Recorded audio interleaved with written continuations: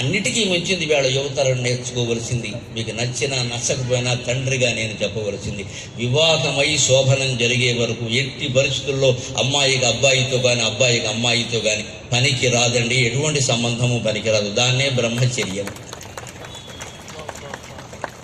దాన్నే బ్రహ్మచర్యం. దాని గురించిన మాటే లేదు, ఎవరు చెప్పరు. అదేదో అశ్లీల పదం అయిపోయింది. ఇంక ఈ వంకర సంబంధాలు పెట్టుకోవడానికి ఎన్ని కొత్త మాటలు తెచ్చిపెట్టారు ఇక్కడ దేవాలయంలో అనుకుంటే కూడా అపశృత మాట. మీరు ఎన్ని పదాలు చెప్పినా పెళ్లి కాకముందు సంబంధం ఉంది, పెళ్ళయ్యాక వేరే వాళ్ళతో సంబంధం ఉండదు, ఎన్ని ఇంగ్లీష్ మాటలు చెప్పినా దాని పేరు వ్యభిచారం అమ్మ. మరో మాట లేదు దానికి, వ్యభిచారం దాని పేరు. అంతే, అదంటేనే మానేస్తారు. దానికి కొత్త కొత్త పేర్లు పెడితే ఇంకా ఎక్కువ అవుతుంది.